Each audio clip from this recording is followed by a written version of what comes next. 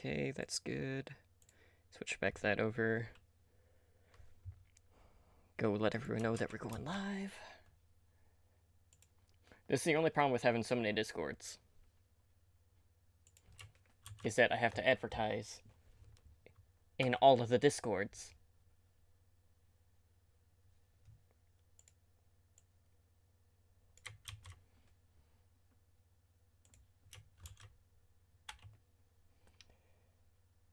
Oh boy.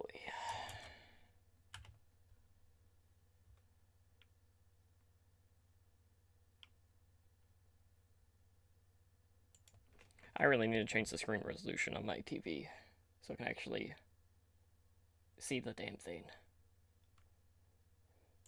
Rather than having to peer over.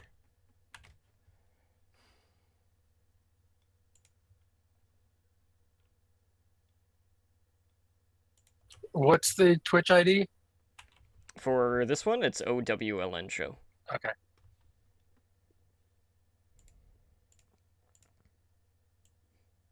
Same one we use every week.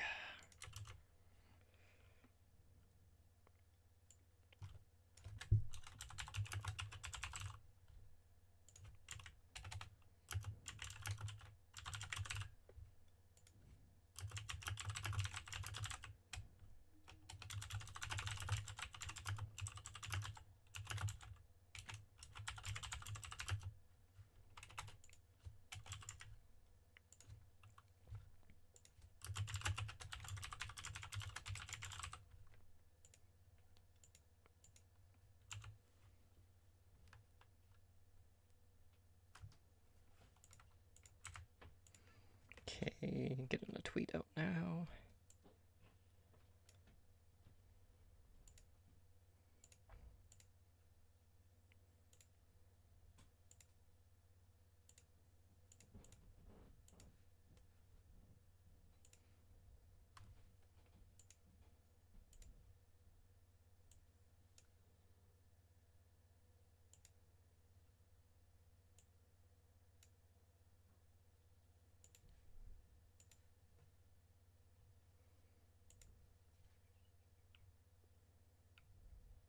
Debating if I want to order another hoodie or not.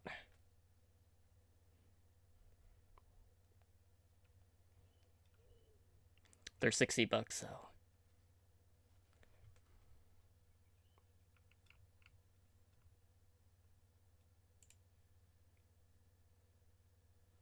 I'm gonna go with probably, but maybe not for $60.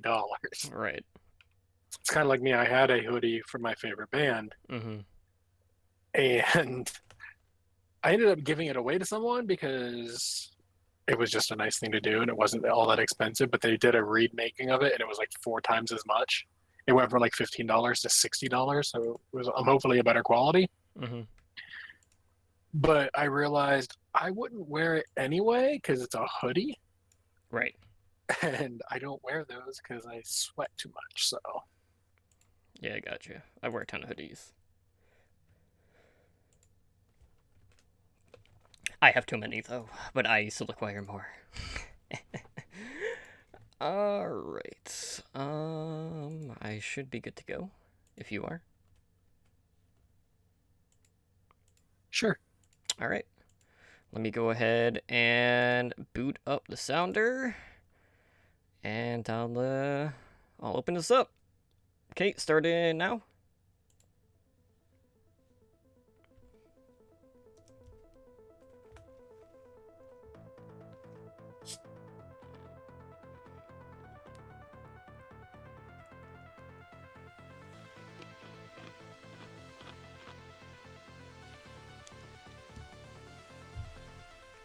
You are listening to Heroes Never Die, your one-stop spot for all the latest news, Overwatch League results, and mishaps in Overwatch. Here are your hosts, Totemly Drunk and Edinar. What is up, guys, and welcome to Heroes Never Die, your one-stop spot for all things Overwatch and Overwatch League. I am your host, Humbly Drunk, and tonight on episode 108, we take a look at the latest Overwatch merchandise, share our thoughts on the additional changes that just hit the PTR this past week, discuss some of the hot community topics, and look back at Stage 3, Week 3 in the Overwatch League. But before we get into the news and introduce you to my co-host, I just want to take a moment to thank everyone who is hanging out with us here tonight in Twitch chat for our live show, and thank all of our repeat listeners if you're listening to the audio version. Joining me tonight is really no stranger to Heroes Never Die. He is my longtime co-host through our first 100 episodes of this show.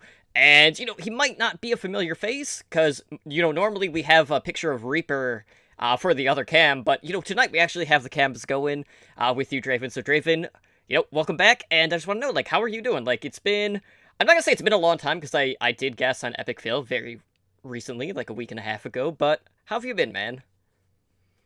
I've been good. Not as much Overwatch as I would like. Watching plenty of Overwatch League, however, when it's on. Including a lot of the reruns, because I don't get to see the whole thing live straight through, so I try to catch up where I can. But other than that, lots of gaming, real life stuff, puppy sitting my mom's midget dogs, and when I say midget, the heavy one is officially 7 pounds. Oof. The heavy one is 7 pounds as of today, actually, yeah, because I did that this morning. So real life, lots of gaming. Looking forward to whatever is coming next in a whole lot of different games, mostly Blizzard. But yeah, that's. Oh, and got my Avengers ticket for Tuesday because everything up till then is sold out. Yeah, it is Avengers weekend. So I was worried. Am I even going to be able to find someone to come on the show tonight? Just because Thursdays are the previews. A bunch of people I know bought tickets. So I'm glad that at least in your case, I do want to get you back on the show. It's been 8 episodes since 100, and we were just the poor saps that aren't going tonight. So hopefully, those people that are going will still listen to us for the audio version of the podcast. But greatly looking forward to Avengers. Obviously, it's a pretty big week for comic book nerds out there. And, it'd be really easy to spot the non-comic fans based off of some things that could potentially happen in this Avengers movie. But that's enough chit-chat. Let's go ahead Well, hold on. Okay. Before you on, I almost couldn't make it. I missed getting a ticket by 30 seconds. Damn. I was actually in queue on Fandango buying the ticket. And then as I was getting ready to hit the button, it said sold out. Oof. So just barely. That's a hard rip. But I'm glad that you're here nonetheless, and, I'll also have to figure out when I'm going to go see it, because, it's pretty much the same case over here. Ton of shows being sold out already. But guys, we're not here to talk about Avengers, although we could. We're here to talk about Overwatch, so let's start off by talking about what is going on right now on competitive. So, we are nearing the end of competitive Season 9. That is going to be coming to a close tomorrow. That is Friday at 5 p.m. Pacific time. And, Draven, you and I have, for a while now, we haven't really had that much time to delve into competitive, so I just want to know, have you actually done your placement matches for Season 9 yet? Actually, completely before I knew I was going to be on the show tonight, I finished them yesterday. I went 4 and 6, which is to be expected when I have either a lever on my team or literally someone playing Hanzo and shooting off in the distance, not towards anybody. So, 5v6, not exactly fun.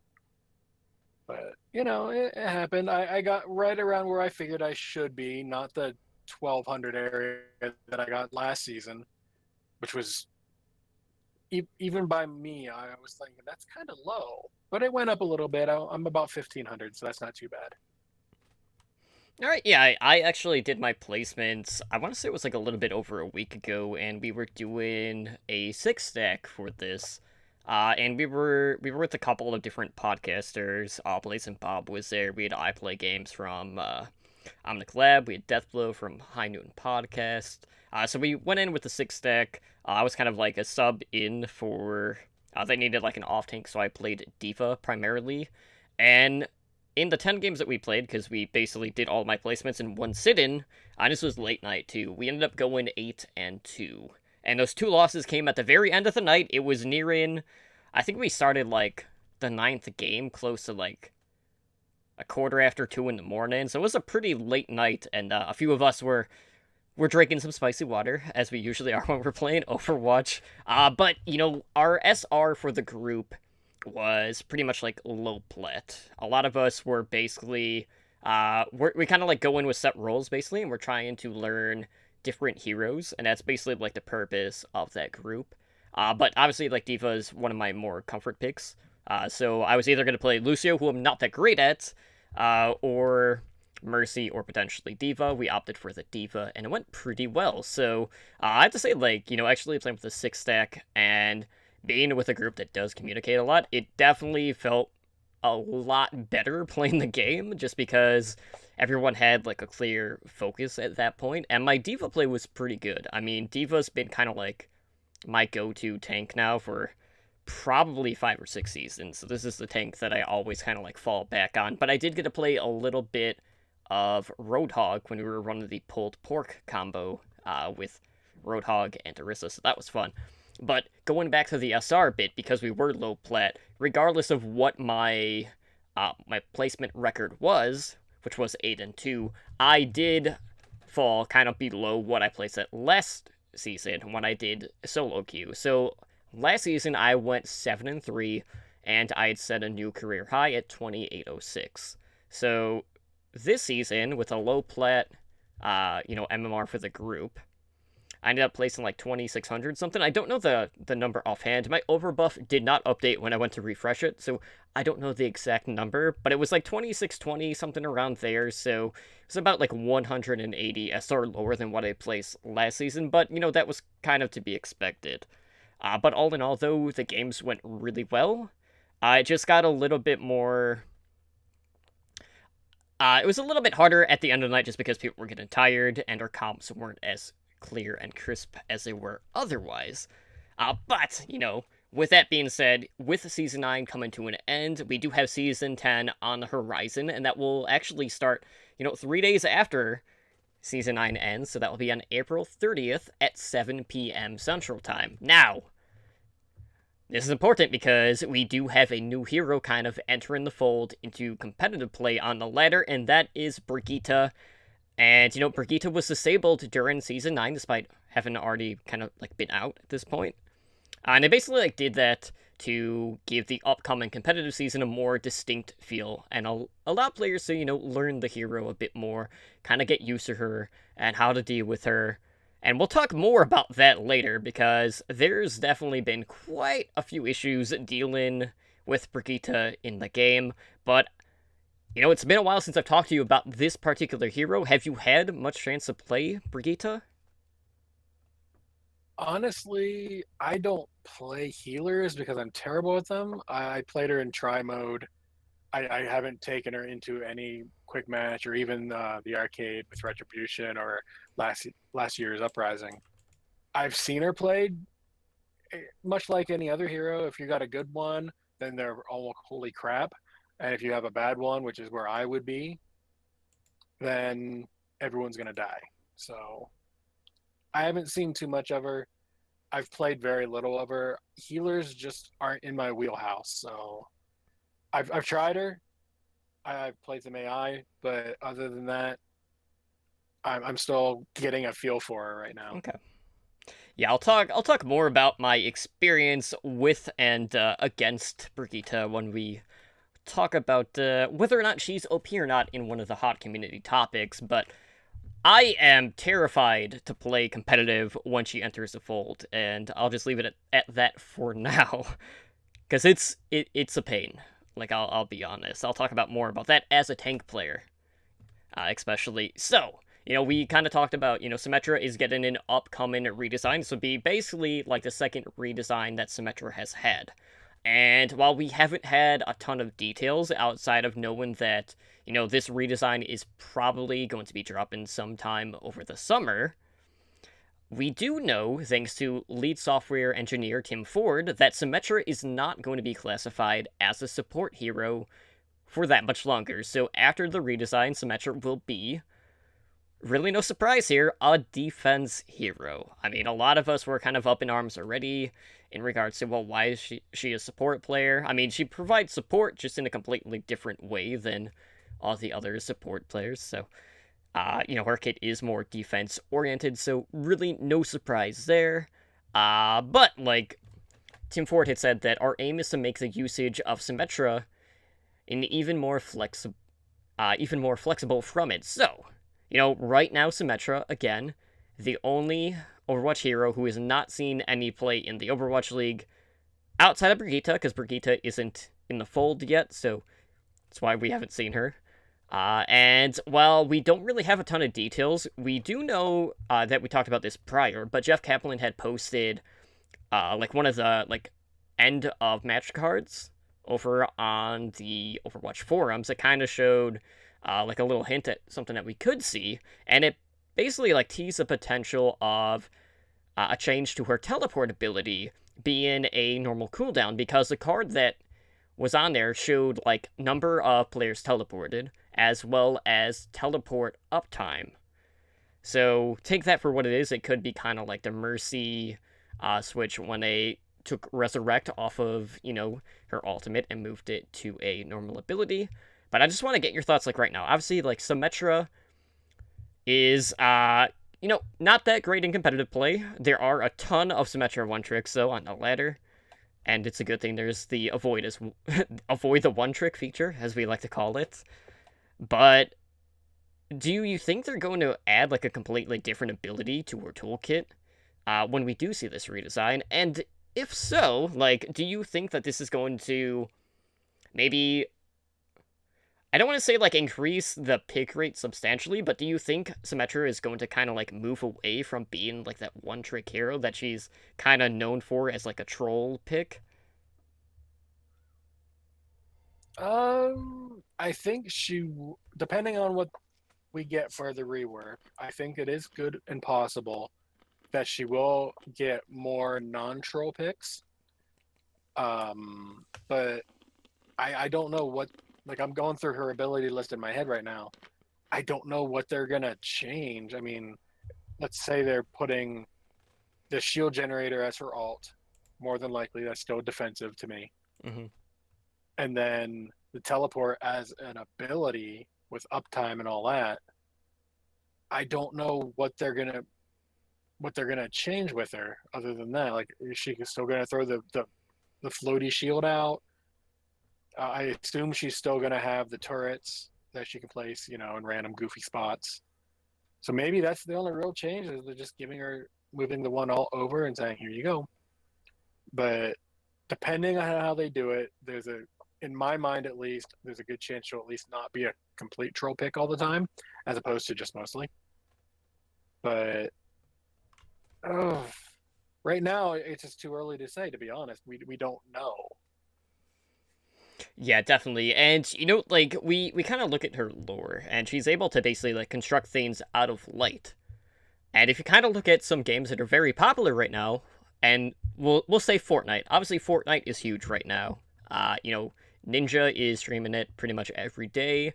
He's breaking a ton of records over on Twitch streaming. And with that in mind, I would not be surprised to maybe see Symmetra gain the ability to construct some sort of build-in, basically, where, it can be used as a wall or, just some way of cover. I could potentially see that, but outside of that, I don't know what else they could really add to her kit, but I do think that the teleporter is going to be moved to a normal ability, and if they do that, I would assume that maybe they might lower the number of teleport uses that you could get out of each one. But I really want to see something that is completely different, and I feel the ability to build like walls or whatever basically out of her light particles could really make her stand out. Whether or not that would be a route that they would go, I don't know, because obviously like we haven't really seen that sort of destructible outside of like a shield, but that's like a completely different type of setup. But I think that Well, would be we've interesting got to see. May's ice wall. It's destructible too, so That's true. it's kind of already in game. I don't know. We'll have to wait and see. Obviously, we're still probably 3 months out before we actually see anything heating the PTR with Symmetra. But I know a lot of people are always like, oh, well, why isn't she seeing any play over in the Overwatch League? And it's usually only Muma in the attack, like, spawn room, just trolling and causing havoc, as he normally does. But I feel like we're still a little ways off before we actually see Symmetra in the pro scene, because right now her kit just doesn't do that well compared to pretty much every other hero in the game. Now, shifting gears, we do have some new merchandise. Talking pre-show, like, I totally forgot that the Jinx Overwatch hoodies for the second wave actually went on pre-order today, so I went ahead and made sure I got in my order. I ordered the Mercy one. I did not do a troll pick, Draven. I did not get the Bastion or the Hanzo. I went Mercy. You should know this. But yes, so those are on sale, so, limited quantities, so if you guys want one, put in your order. They're $60 each, they look really nice. They have, like, I think 8 new ones to choose from. But outside of that, there's also a new Figma figure that is coming out, and the next Figma is available for pre-order right now, and that will ship at Q1 of 2019, so, still a ways off, but this next Figma is of our edgelord himself, Reaper. So, Reaper has, like, flexible plastic for, different poses. You get some effect particles that you can attach to his shotgun to recreate the Death Blossom animation. He also has, like, a Shadow Step effect sheet that you can place underneath him. And, he has different, like, hand modes, basically, I guess is the best way to put it, where, you could adjust the hands, like, 9 different ways. So the Figma itself costs $80. And I have to say, like, out of all of them that I've seen so far, this one might be my favorite, but, like, $80 for these, like, I like a lot of the Overwatch merchandise that is coming out, but so much of it is really costly when you compare it to some of the other, like, games and just merchandise in general out there. So it's a bit too steep for my price book, so I will not be pre-ordering this. I haven't really pre-ordered any of the Figmas, but, I know you're a huge Reaper fan. Is this something that you might be eyeing, or are you going to hold off on this one too? I'm not gonna lie, I'm eyeing it. That said, my wallet does not support $80 for a Figma of any kind. So it's not something that's on my to buy list.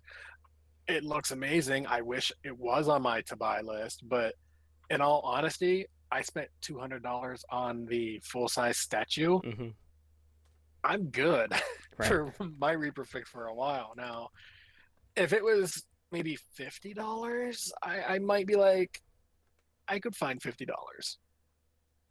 and be okay with it. I'd still think it was a little overpriced, but I would be more okay with it. 80 is just above what I think these are. I don't want to say worth. They're above my price point where I'm comfortable spending for something like this. I'll say it that way. Yeah, definitely. It's just when you kind of, like, add all of these things up, yes, you can, like, go out of your way and try to collect, like, a certain kind, but, like, even at, like, $80 a pop, you are still shelling out hundreds of dollars if you're trying to be a collector in this, right? So, I know Spider, my co-host on Overwatch League Network, he collects all of the Funko Pops. He has all of them now. That's just something that he does. His office is nothing but Overwatch stuff. But, like, the Figmas, I don't know, there's just something about them. It probably is the price point, to be honest, because most of them look pretty damn good, but $80 is just too steep for me. But something that's not too steep is some of these PTR changes that are coming out. So, last Thursday, like an hour and a half before the show started, they dropped the PTR update that had the Hanzo rework. But they also did not include all of the PTR changes in the patch notes. So, with that being said, They did also clarify some of the other changes that they had missed on the main patch notes that did include a nerf to Brigitte. So Brigitte's shield bash cone angle was reduced from 90 to 60.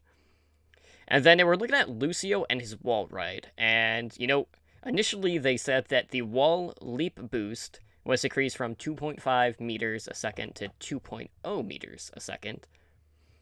And they actually reverted that back to 2.5. Now, the reason for that is, they're just trying to keep an eye on it. They want to make sure that it's not getting super out of control. But, the Lucio wall ride has been an interesting topic amongst the community. A lot of people are feeling like it's lowering his skill ceiling, basically, for his support. Not too many fans of it right now, but there were a few other changes. So they increased the height of Genji's deflect back to what it was prior. So overall, the size is still a little bit smaller from what it was, but the lowered height specifically was causing him to be able to be headshot when he was jumping sometimes. And then for Hanzo, looking at one of his newer abilities, which is his lunge, they made it where if you use lunge and then wall climb within a tiny window of time, it won't consume the cooldown. Now, Draven, I have always talked about Hanzo being my worst character, right? I don't know if you've been on the PTR, but we had this joke of I didn't know whether or not I would be any better with Hanzo, given the complete redesign. And upon further testing, what I can tell you is this new Hanzo is completely up my alley because with his new ability, they basically turned Hanzo into a mid-range hit scan hero. So if I compare, my accuracy to the old Hanzo, I would miss almost indefinitely. My accuracy most games might be 12-13%. And my accuracy with the new Hanzo has gone up about 2.5 times that. So it's complete night and day difference, and I'm absolutely loving the new Hanzo. But, I've seen some, really wonky interactions with the lunge ability with the wall climb, where Hanzo is basically able to, it's almost like a teleport, basically.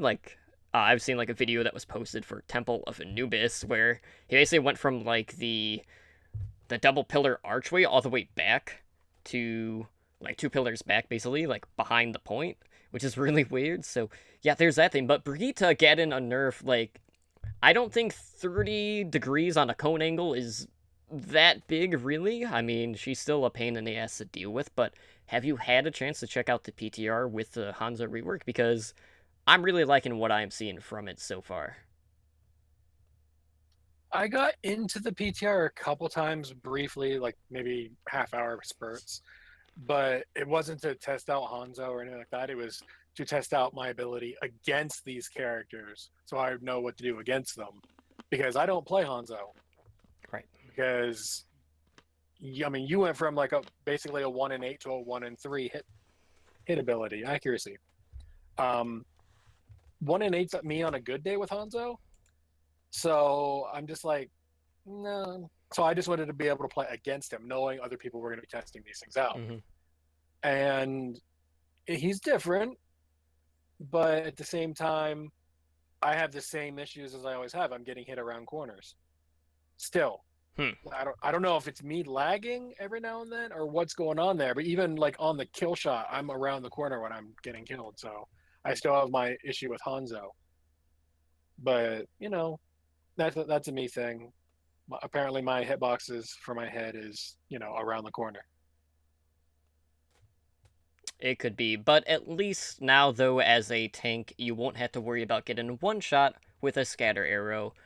And, that is a plus. That is a huge plus, because a lot of heroes would just get one shot from scatter arrow, depending on where the placement was. So, This is why I would always change to D.Va Mm-hmm. whenever playing as a Hanzo, because if I get one shot, I can just pop out of the mech and, get shot again. So it's a 2-shot. This is true, but at least then you might actually be able to kill her as a baby.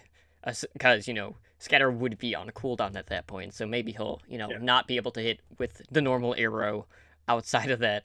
But guys, definitely, with the PTR, hop on it, let people know how you're feeling with the new Hanzo. He does seem pretty darn good. It's kind of hard to, gauge where he is in terms of balance overall. I think he's feeling pretty good, though. It kind of puts him in line with McCree, which is pretty fun. So, it's a very different approach to Hanzo as a whole, but having that extra, movement ability does lead to a lot more possibilities for him moving forward. So I'm definitely going to be playing a lot more Hanzo when the rework does make it to live. Whether or not he's going to be my main sniper, actually, I will say he will be my main sniper. I mean, out of the three.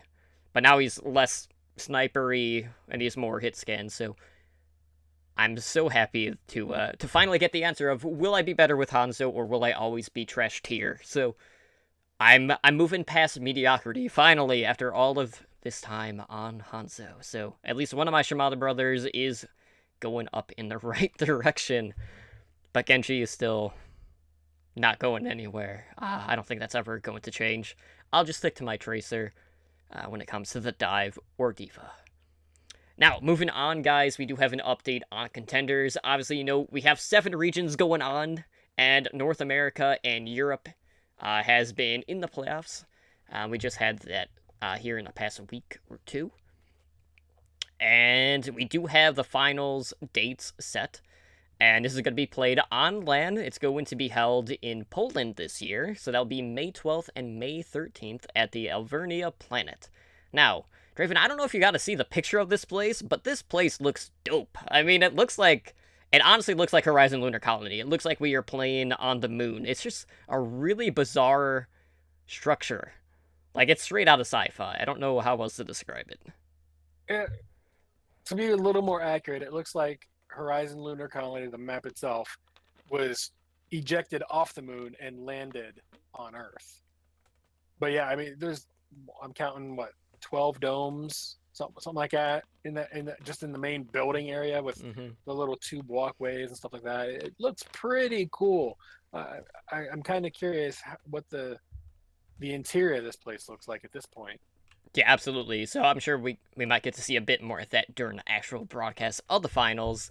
But, looking at the 2 regions, so if you guys have not been following Contenders, obviously, Contenders has had academy teams, which is basically like the Overwatch League's farm team, basically. I mean, that's the best way to put it. It doesn't directly feed into, their higher team, basically, but, these Contenders players, or at least some of them, have gotten picked up for the Overwatch League during that signing window. So, on North America side, for the semifinals, we have Toronto Esports. That is the academy team for Boston Uprising, and then we have Envision Esports in the first semi, and then in the other one, we have Fusion University, which that should be pretty straightforward. That is Philadelphia Fusion. And then they're going up against Optic Academy, and, Optic operates the Houston Outlaws. And then over in Europe, we have the British Hurricane, who are the London Spitfire second team, going up against CIS Hope. And then in the other one, we have Team Giganti, who are the winners of last year's Contenders EU. Now, granted, there's only one person from that championship roster on that team. A lot of them get called up to the Overwatch League in itself. And they are going up against Angry Titans. And then to cap things off, I'm so happy to say this, after we get both region finals, we are going to get the return of the Atlantic Showdown. So we're going to have a best of 5 show match between the 2 championship teams. So we'll have NA versus EU. And I doubt you've been watching Contenders, but looking at NA and EU, which region would you favor? The one with the most Koreans. Okay, so based off of that, that would be, well, assuming Fusion University wins, that would be NA. Sure. Honestly, I'm going, and you're right, I haven't really watched a whole lot of Contenders. But going by name alone, I'm rooting for Angry Titans, just because I'm a fan of Thanos, and that reminds me of Thanos. Getting back to Avengers, I'm a little excited for the movie. Sorry. I mean, I'm sure the entire world, well, maybe not the entire world, a lot of people are, absolutely. But, I had filled out brackets, and, Europe has always been the one region that is completely up in the air a lot of the time. British Hurricane have looked pretty darn good.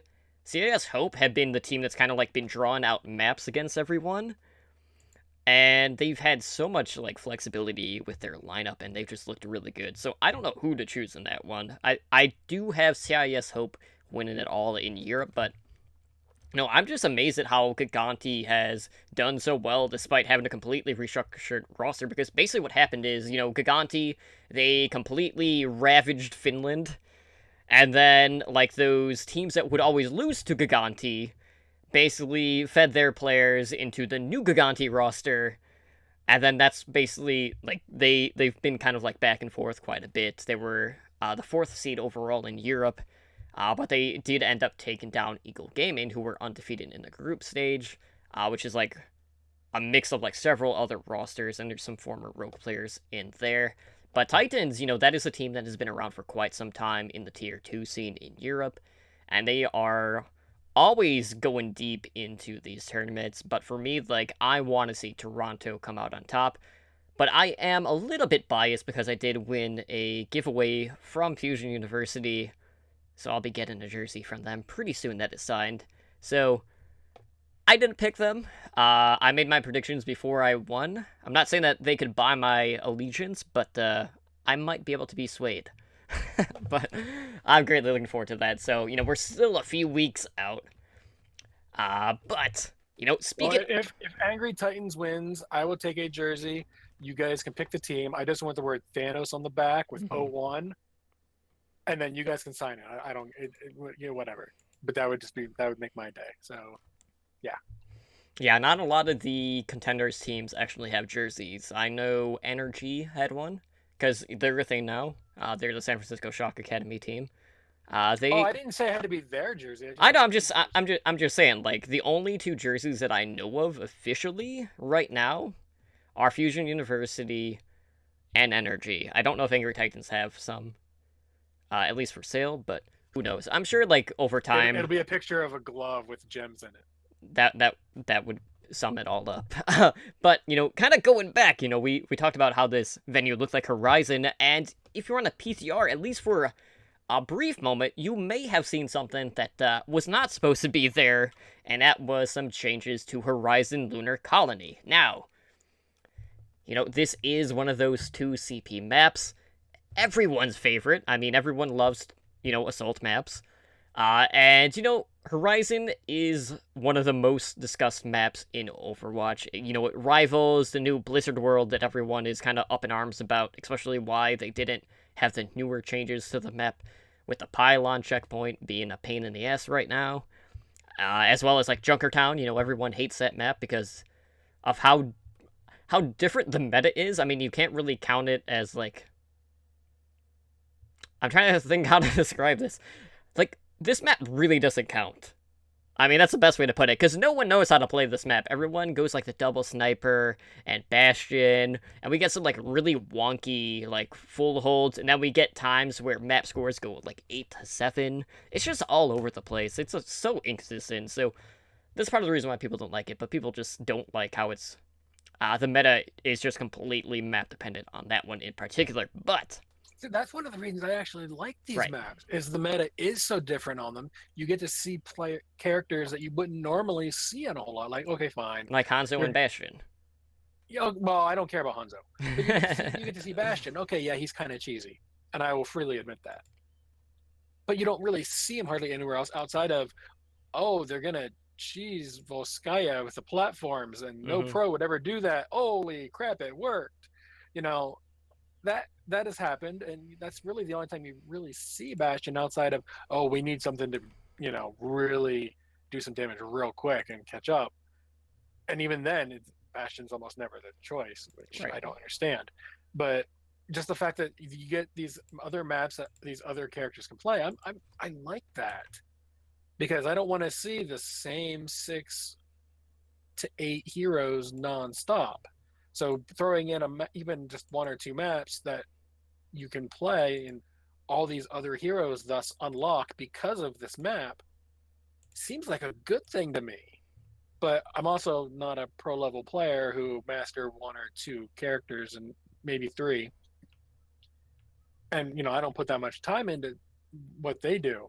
So my opinion is, Wood League and such. So I could be wrong, but I like the fact that the maps themselves can have their own metas. My issue with the map isn't so much the map in itself. It's when I'm looking at it from a competitive Overwatch perspective. So like, let's say Junkertown is in a rotation for the Overwatch League. Because of how drawn out this map can be, it basically just lengthens the series, just based on how many times it's being played. So, there's been instances, like, as I mentioned, where we saw, like, an 8-7 score line, and that map in itself lasted, like, 3-4 times as long as basically every other map, regardless of what it else could have been, basically. So, there's just times where it just feels like, okay, how many times are they going to complete the map? Because a lot of people do complete the map. And then we basically just keep completing the map until someone eventually runs out of time bank, and then that's the end of Junkertown. But getting back to Horizon, so it's worth noting, like, this was not supposed to be in the game. But I want to talk about the changes that we did see. So they did post some of these changes on YouTube. People were doing, like, tour videos, essentially. And basically they reworked points A and B, and they added a pretty substantial amount of cover. They added some more plants to the botany area of the ship. Like, going towards point A, on the right-hand side where, you had, like, the zero grav doors that go outside, there was that other doorway, like, near Winston's room, basically. They basically, like, completely took out that doorway. So you can't go, like, straight underneath. You either go to the left, or you go to the right and go outside to the zero grav area. And they also added a ton more high ground on point B.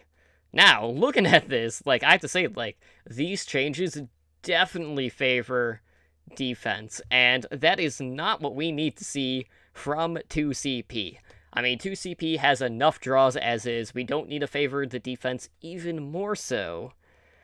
But, we did have the principal level designer, David Adams. He took to the forum saying, like, it wasn't meant to be in a PTR patch, so what we saw wasn't final, and, we don't have an ETI on this, it wasn't, it's not going to be released with the next patch, whenever that's going to be, but it is still a rework in progress.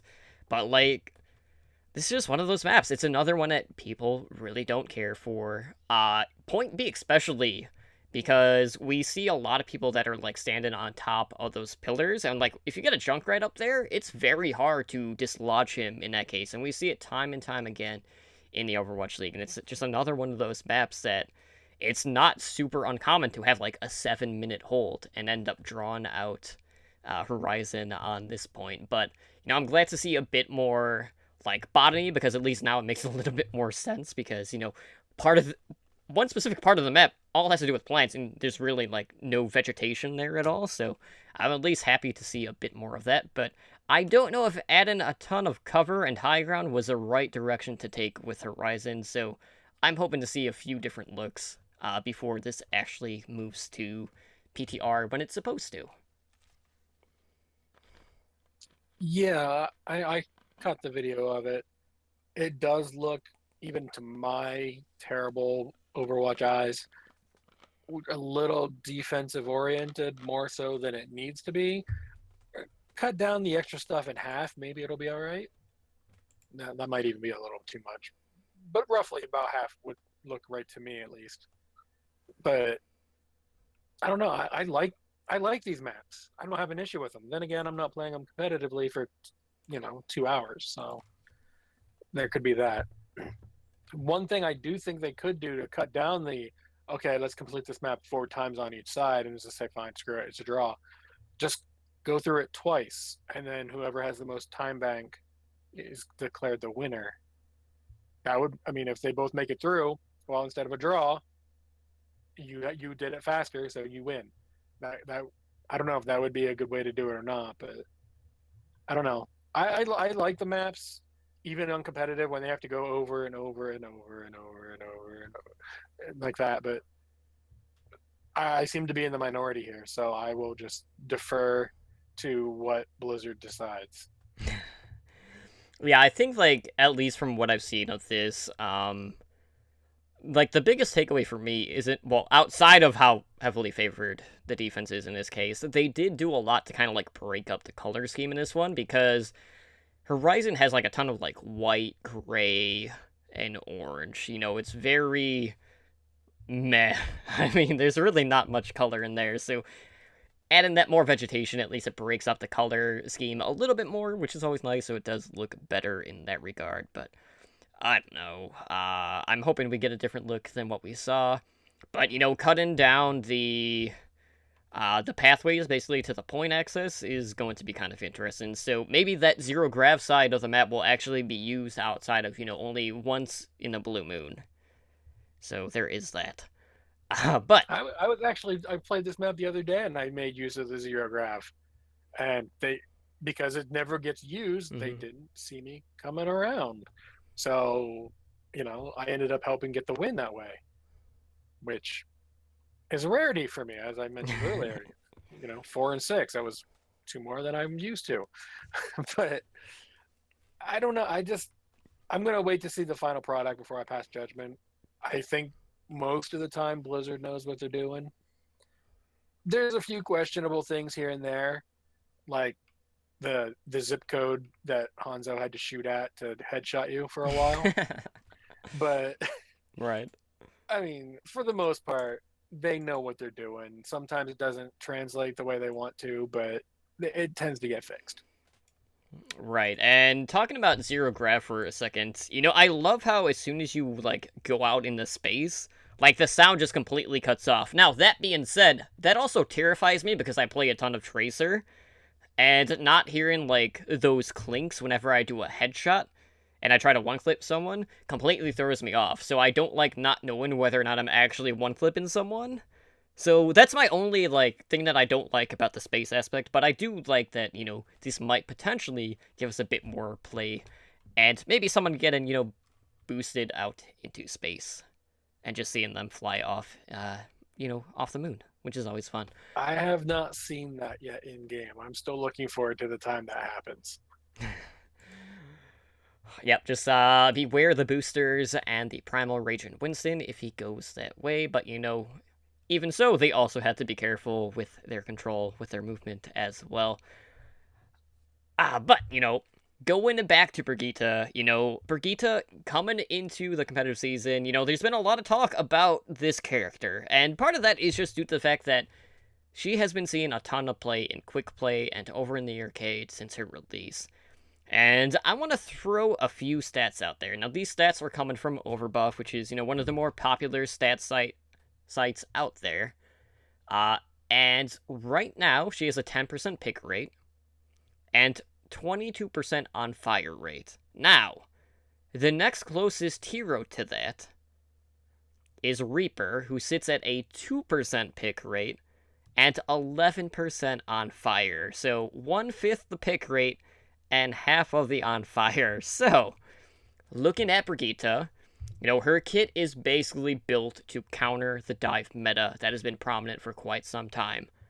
But she is also able to, based on her kit, also act as a disabler, essentially, with the use of her shield bash, as well as her whip shot, which is her, you know, her shift.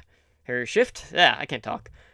So, like, with that in mind, like, that shield bash is kind of reminiscent of, like, a McCree Flashbane, where, you know, you have the shield bash stun, and that is more than enough time to really take out a Tracer or a 200 HP character, to the point where it's basically like an insta-give. If you get stunned, you are basically SOL at that point. Now, we mentioned some of the changes that are coming to her shield bash on the PTR. We talked about that earlier, but nothing is being tweaked in regards to her damage. Now, you know, you mentioned that you really haven't played her that much because she doesn't really fit your style. I've played a little bit of time on her, but I have played against her quite a bit, especially in the game nights that we host, and as a tank player, tanking against her is near impossible. So, this is what happens. So, you know, normally I am on Winston or D.Va, and yes, I know that these are both dive tanks, and part of that is because I'm not good at the other tanks. I'll get into that in a second.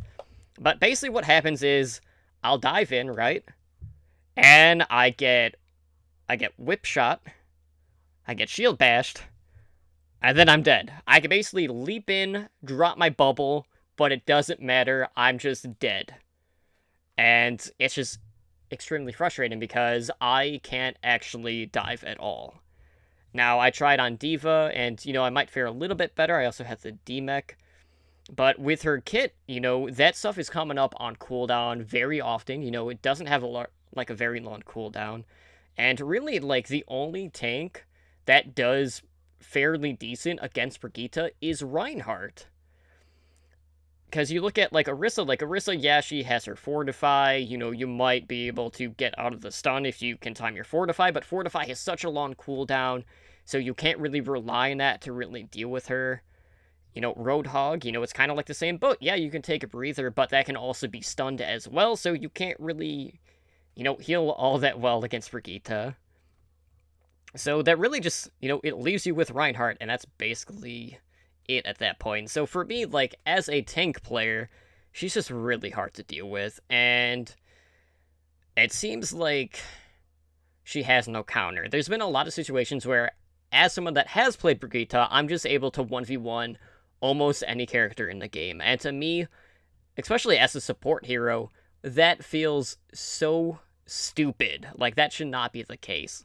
So her one-shot potential, where you include the stun and, just being able to hit attack after attack with the whip shot and the shield bash, it is too much right now. And that's just dealing with her solo. When she has shields in front of her and help, and, people that can collapse, it just makes it that much harder. So I don't know what the deal is with Brigitte right now. She does feel extremely overpowered, and it does feel like tanking is just a moot effort when you are going up against a Brigitte at this point, and I hate to see that.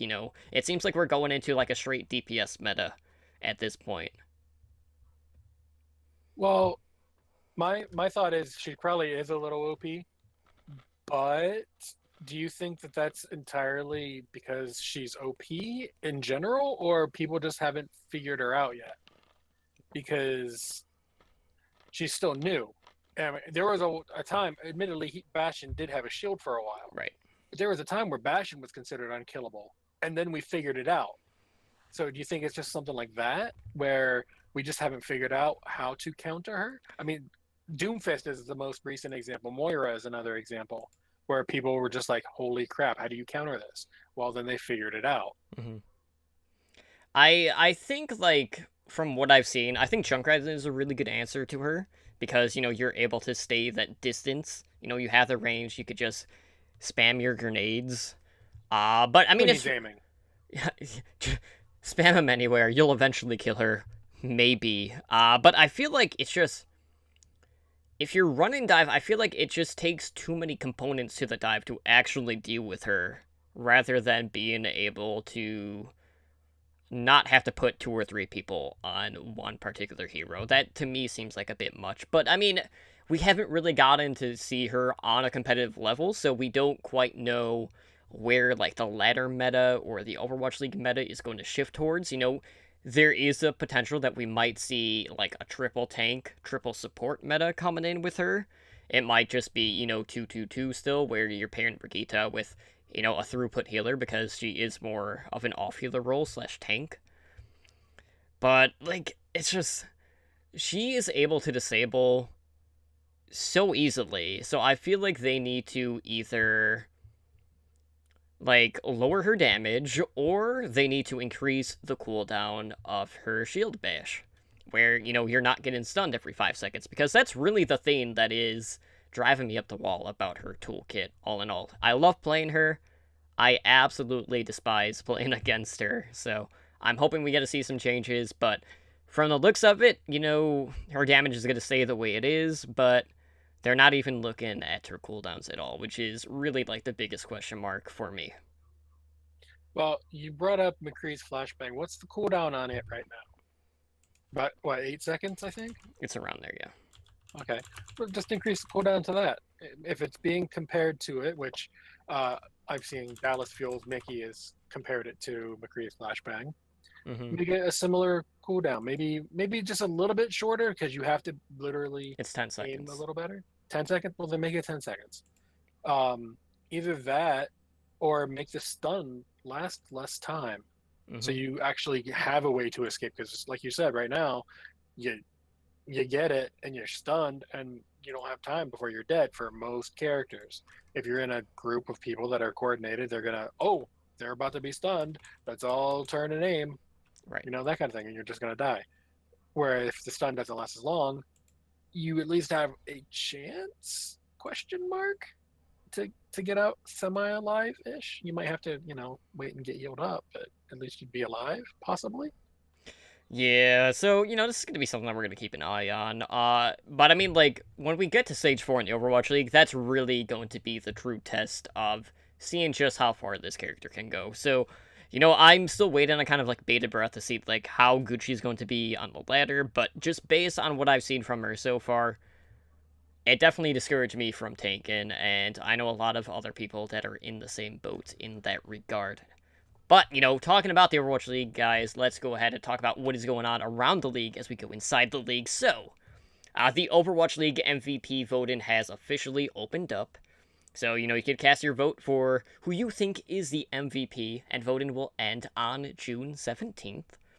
So, the way this is going to work is 25% of the MVP award is going to be up to the fan vote. The other 75% of that vote is going to be decided by the Overwatch League broadcast team. I don't know exactly how they're dividing them up. Maybe, like, each person's gonna be, like, 5% or whatever, like, across the broadcast team. Or something like that. I don't know.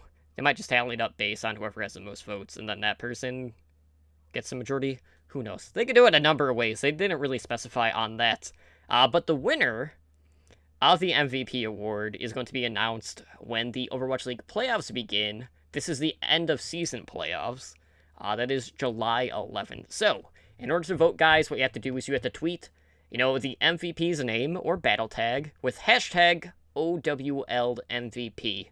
And if you go on the Overwatch League website, you can see, like, there is actually, like, a daily leaderboard to kind of see, like, where the standings are right now. They did post, like, the top 5 on there, so last I checked, which was before we started recording, we had Carpe, from the Philadelphia Fusion. He's currently sitting on the top spot. We have Jonek, the godlike Zenyatta from New York Excelsior, the one leading NYXL in damage and getting pocketed by Arc, who's just been a complete nightmare.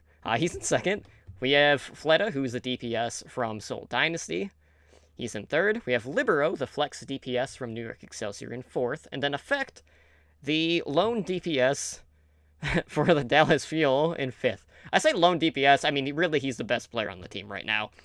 And if you've been following the Overwatch League, you know how much of a dumpster fire Dallas Fuel is, based off of everything that has happened to that team since the get-go in the Overwatch League. So, that being said, Draven, during the World Cup, a lot of people were voted for XQC, despite him not being that impactful throughout most of the World Cup. Do you think that this 25% of the MVP award is going to go towards someone that is purely based off of popularity and not actual performance like we did for the World Cup? I think it's going to be a mix. Some votes are going to be because they're popular and, this is my favorite player no matter what. I follow them on Twitch or whatever they do. But I think for the most part, because certain people are not eligible, I won't mention XQC's name, but because you have to actually play in the Overwatch League to be MVP in it. Burn. No, I think for the most part, it should be relatively standard for the votes. I mean, you are going to get the obvious, no, it's this person because I follow them. That you can't avoid that, sadly. What I would like to see, though, in all honesty, it would be a completely selfish fan base reason. I'm not a huge fan of the Shanghai Dragons overall, but I am rooting for them to eventually get that first win. Right. Having a Shanghai Dragon player get MVP, just because that would be, one, it would be funny. I don't think it will happen. I think it would actually ruin the MVP thing, but I think it would be great at the same time just to see that happen. It's like, this person changed their team around so much so that we're giving them MVP of the entire. Well, that's not going to happen. It'd be pretty funny. Just to kind of, like, add on to that real quick. Kaguri on the Diva has been an absolute monster when you compare her to the majority of the Divas in the league right now. And while I know she came in mid-season, as did some of the other, mid-season signups for the Dragons, I think out of everyone that is on that roster right now, she would probably have the best potential to maybe get into the top 5 for the MVP vote. Whether or not that's going to happen, probably not, because there are, a ton of big names overall in the Overwatch League, but she has definitely put in an MVP-type performance so far for the Dragons. Yeah, I saw a stat a while back. I don't know if it was week 3 that she was available or week 2, but basically her stats on Diva outdid everyone else's up to that point. So I was like, it was like more kills, more damage, all the more self-destruct kills overall, that kind of thing. And I was like, this is week 2, guys. Right. We've got a chance to see something really cool here. And because of her Diva play, that was actually the first Overwatch League skin I bought with the league tokens that I have gotten through watching it on Twitch. Yeah, so, just just to finish this up, looking at Stage 3 right now, right? That's the stage that we're currently in. Gaguri is leading all Diva players in the percentage of team kills at 21.3%.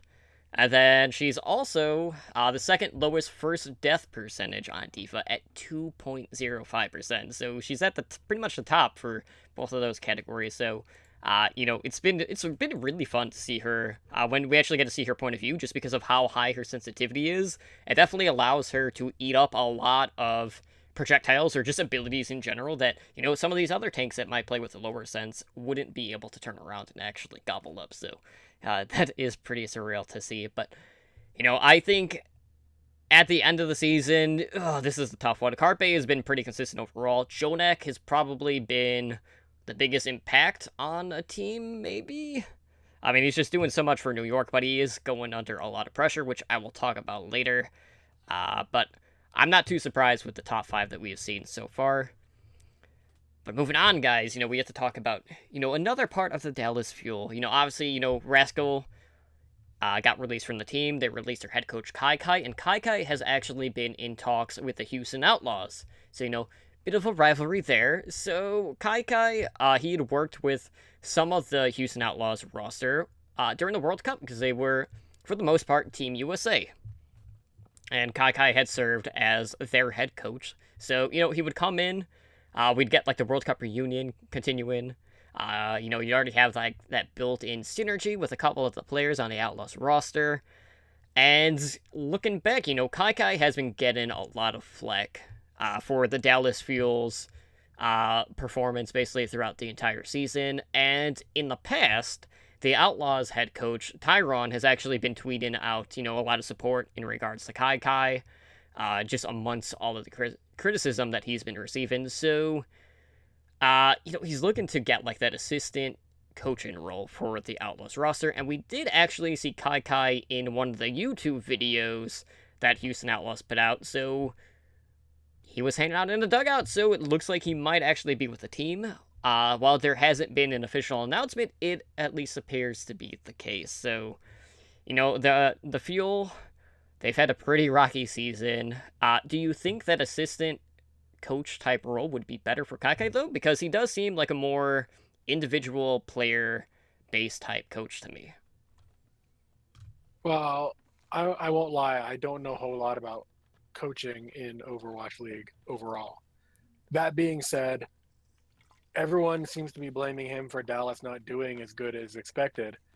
You could be the best coach in the world, if the team just isn't playing properly, or however you want to phrase it, it's not necessarily the coach's fault. I mean, I'm sure he has a say in comps and stuff like that, but overall it's going to turn into the players have to just freaking perform. But to answer your question more directly, from what I've seen, what I've read and heard and all that, it seems like assistant coach would be a better fit for him. All right, well, talking of the Dallas Fuel, we do have an update on their roster in regards to someone actually going back to Korea. And, they don't have a huge roster right now, and it's actually their DPS player, Effect. Effect has basically been the carry DPS for this lineup. So, if you're expecting the dog days to be over for Dallas, you're in for a rough ride still. So, it looks like Effect is going to be out for the remainder of Stage 3. So, we're in Stage 3 Week 4 right now, so we'll still be out for a couple more weeks. And, he's back in Korea. He has taken a break, looking to improve his mental condition. And, we kind of talked about how, we had all this fallout with Rascal and Kai Kai, and how Effect was basically saying out in the tweet, like, either the team changes or I leave.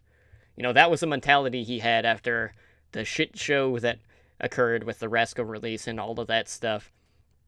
And, you can definitely tell, like, how frustrated Effect is, because he's been the one that has been putting in a ton of work on this lineup. A lot of times, during the halftime, he's still out, sitting on the stage or looking to get more practice time in.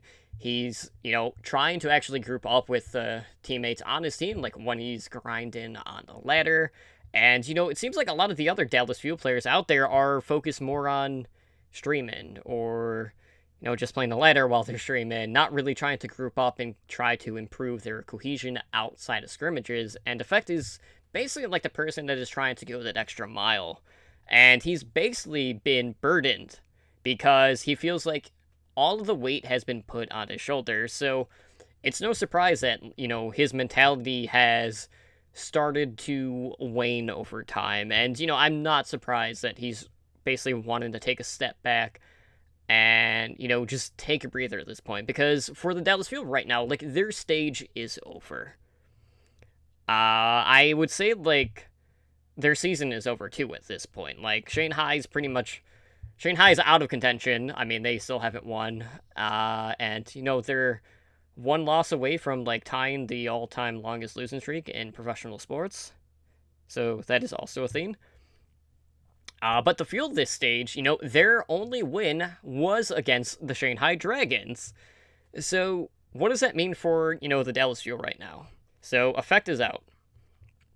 That leaves him with Seagull, who for a while there was actually practicing his D.Va because he had to serve as a backup off-tank. We have AKM, who has mostly been playing the Soldier 76. They've also had him trying to practice his Genji, which has been abysmal. Their strats have not looked good either, but there was like one situation where it took him like 3 minutes and 44 seconds to build a Dragon Blade, and he's kind of embraced that meme, if you saw the post-match interview that he did yesterday. But you also have Taimu, who is kind of serving as like the Hitscan or Widowmaker in this case. So they are serving as the team's DPS in Effect's absence. So out of that lineup, they have Hitscan and they have Genji. They don't really have a Tracer, but we did actually see AKM play a little bit of Tracer in their game yesterday, which was in a losing effort overall. But, we've seen the effect that, like, this schedule has had for a lot of these Overwatch League players. A lot of players came from Korea. A lot of them have had to get adjusted to, a new area. Maybe some of them haven't had a job before. Maybe they're not used to grinding and putting in as much practice as, the Overwatch League requires at this point, basically. Like, do you think things are only going to get worse, especially when you consider the fact that, one, like, obviously, like, right now they're all in a remote location, but in the future, we're actually going to have home cities. Like, do you think it's just going to get worse once we start to see more travel coming out for the Overwatch League? I think it's just kind of an adjustment period, to be honest. Like, in fact, most of the players are coming in from out of the country, so they're getting used to not only being completely out of their comfort zone, which is either their hometown or home country or at least region, but add on top of that, Dallas Fuel was picked to be number 1 or number 2 before the season started, if I remember. It was like them and Seoul Dynasty were like neck and neck for the most part. And neither team has really been as high up as was expected. Nope. With Dallas being the obvious lol of the two. So I'm going to side with Effect on this one and say Dallas needs to change because right now I'm 100. I'm going to just come out and say it. It seems like their Overwatch League team is to promote their own streams as opposed to their streams trying to help promote their team. You could. I'm not saying they're the best players in the world, but you could take a group of the best players in the world, and if they can't play as a group, they're not going to win. So you have to play as the group if you want to do anything. And if Dallas is not willing to make them play together or, boot them out and get someone who will, yeah, there's a rebuilding time. Shanghai's been going through it the entire time. Mm-hmm. But if they're not willing to do one of those two things, you're not going to see a dominant Dallas Fuel for a very long time. I mean, okay, they might be dominant against Shanghai for a while, but at this point, who isn't? But That's true. yeah, I mean, how many teams haven't 4-0'd them so far? I know Seoul is one of them, but beyond that, I think maybe 2 other teams haven't 4-0'd them. So it's like you gotta kind of get to the point where you're either going to take it seriously or you're not. So pick what is your goal? Overwatch League wins or streaming for yourself? It's fine if you're a streamer and you're playing Overwatch League. I don't have an issue with that. But pick which one is your primary focus.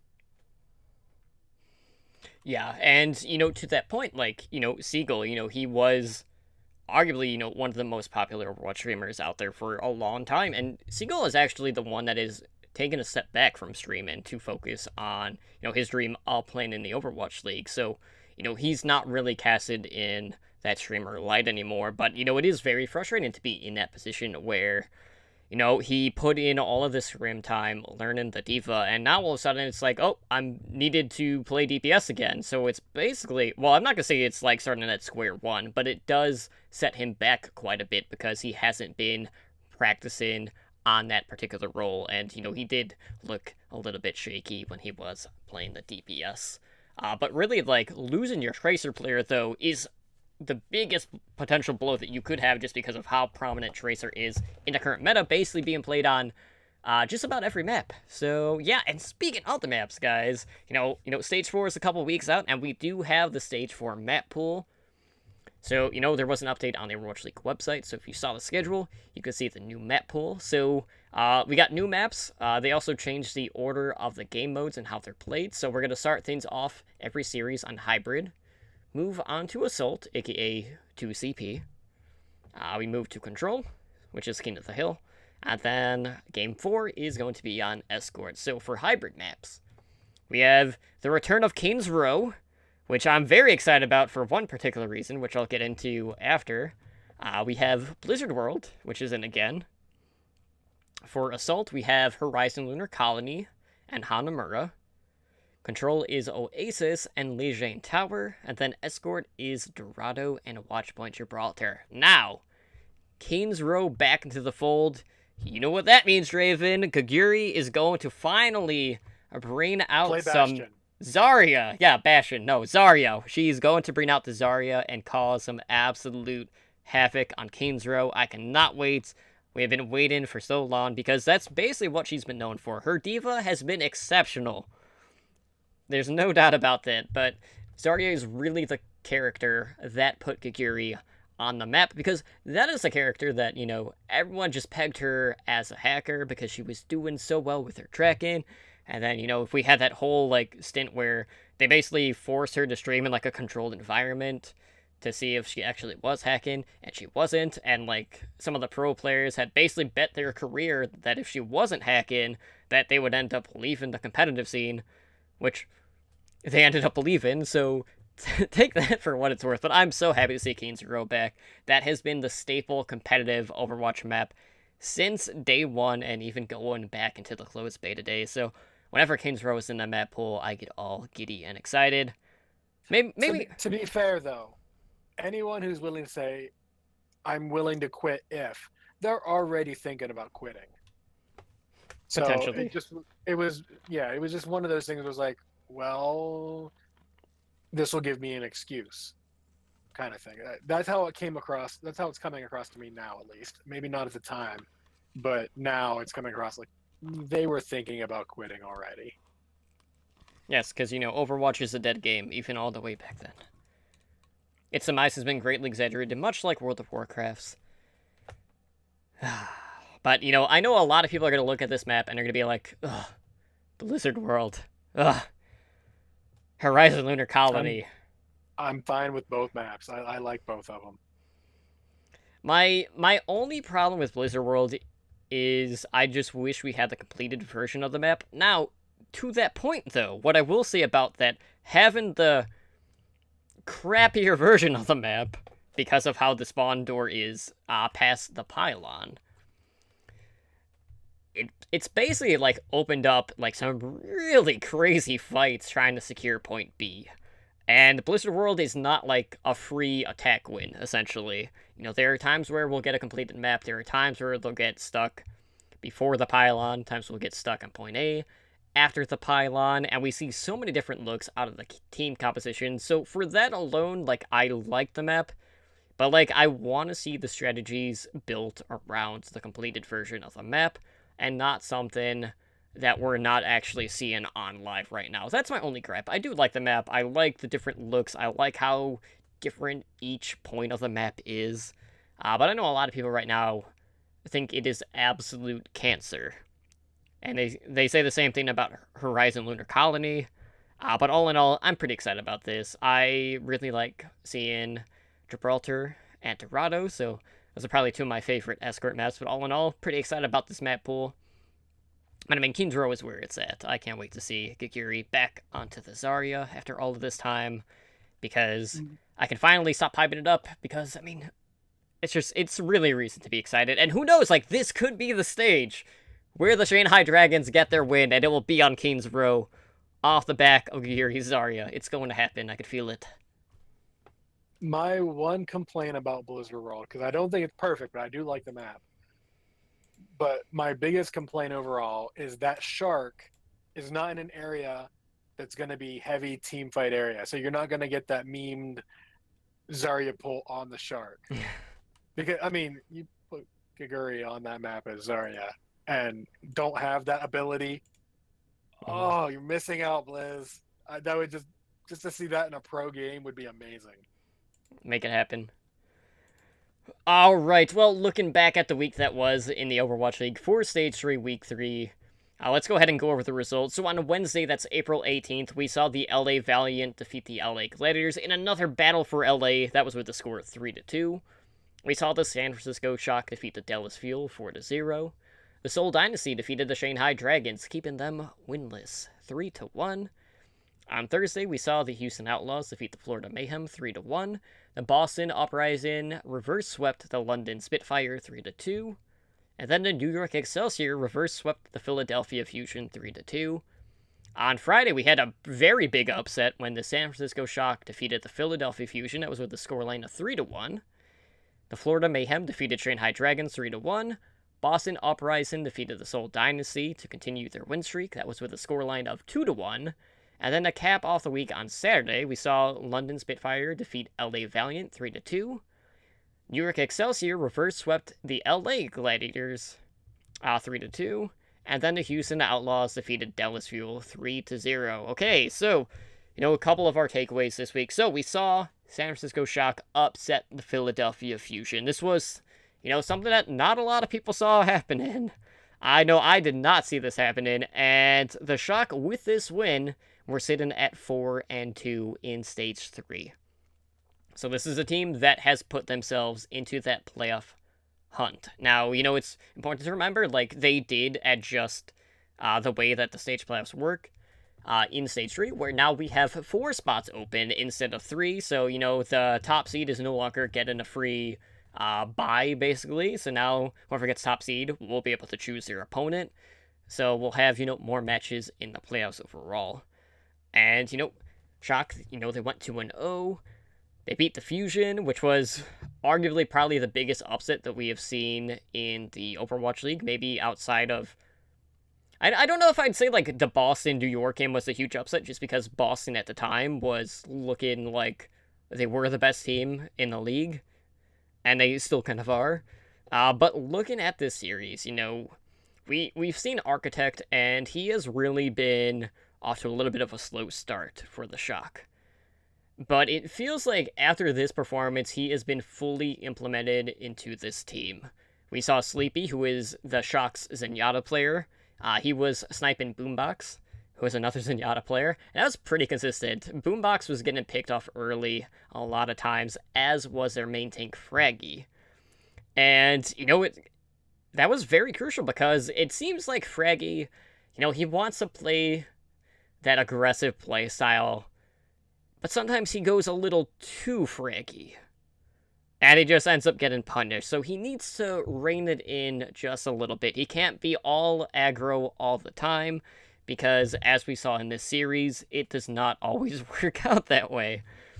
But, the biggest takeaway I have with the Fusion is if Carpe doesn't carry the Fusion, the team does kind of just look lost. And I chalk this loss up as a whole due to one simple thing. And it has nothing to do with the actual things that happened in the game.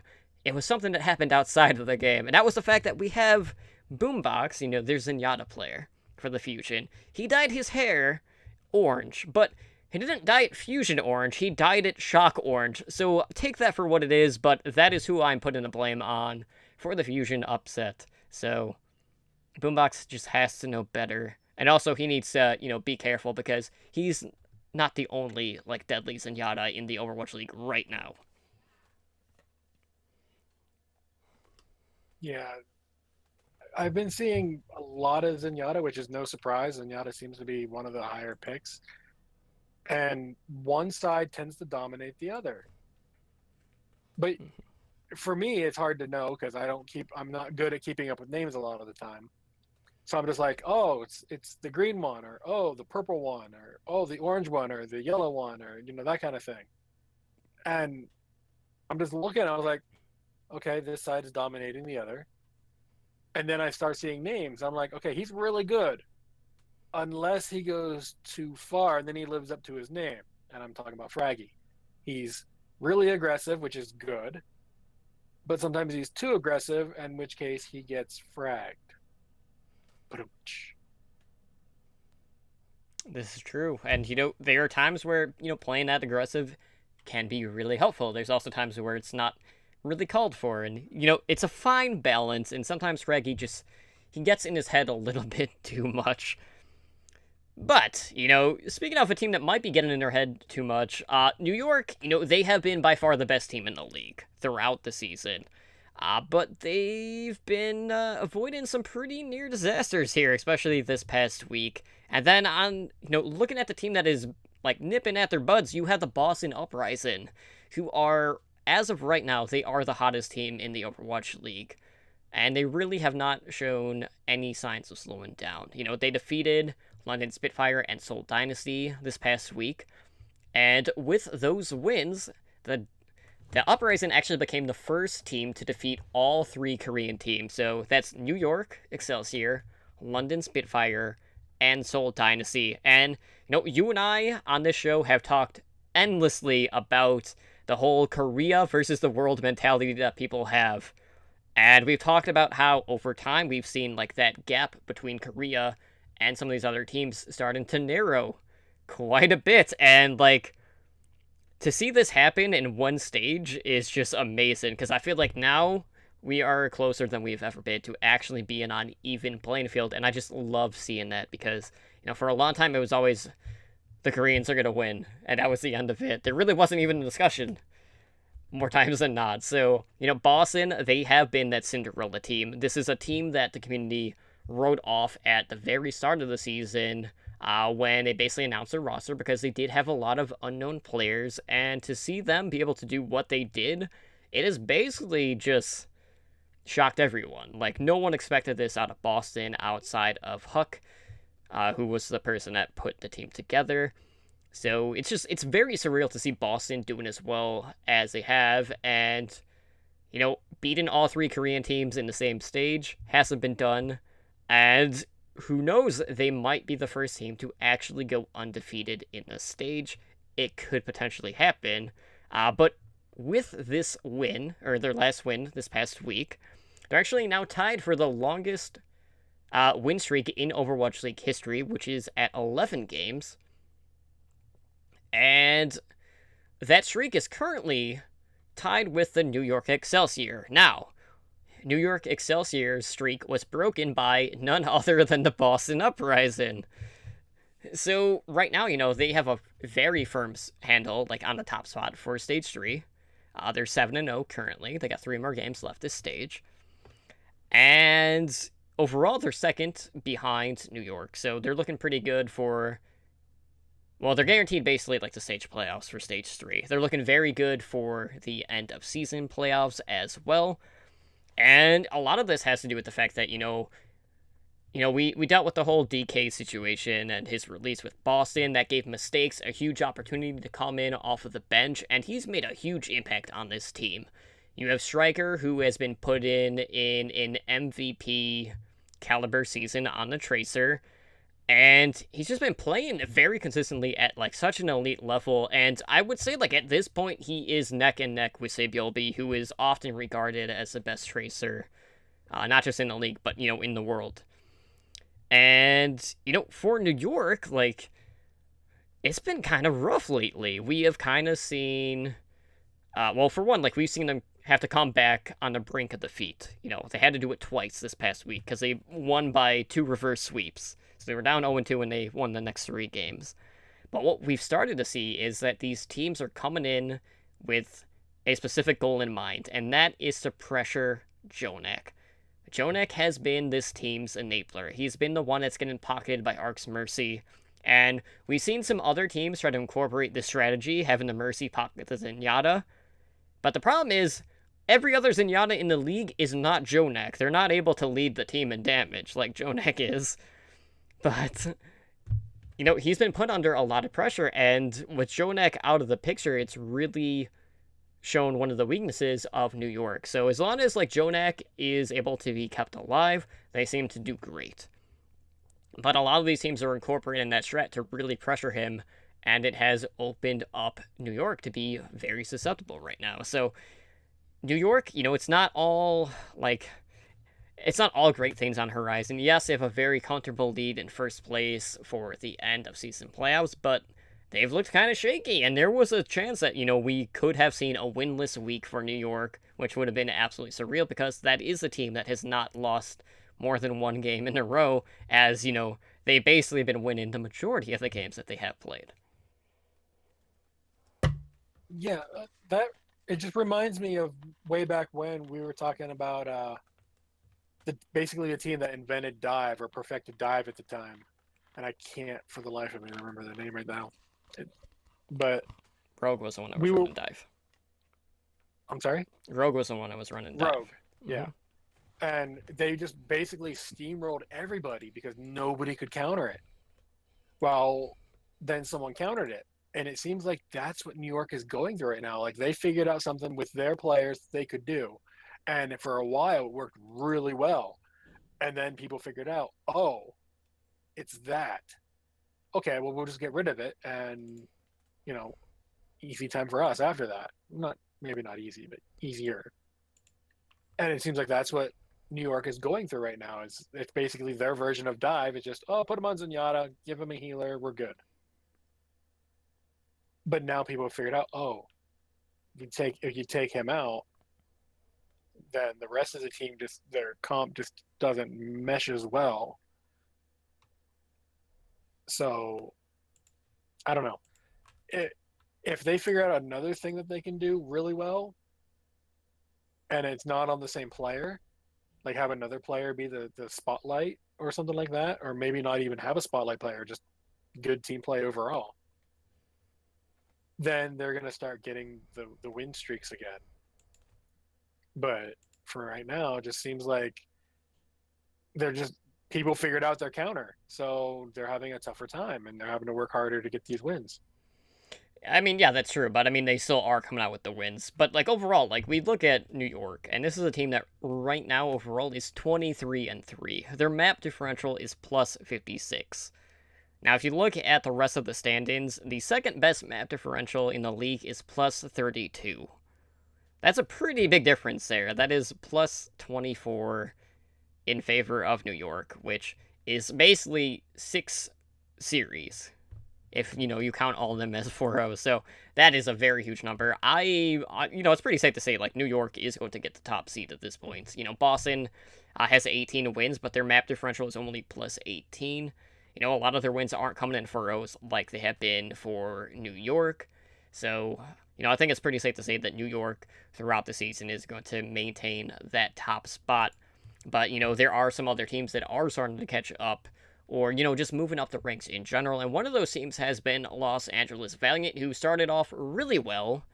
They were on a win streak. They were undefeated going into this past week, and then they ran into the London Spitfire. So this was an interesting series. So you had the Valiant that opted to run Bunny over soon on Volskaya and Oasis, and I know Oasis isn't a great map for the Valiant. They've struggled on it pretty mightily, as has London, which I will talk about. But Soon had basically been the carry for this team when he was in. So it's kind of weird to see Bunny get subbed in at that point. Now, Valiant on Oasis, it was pretty bad.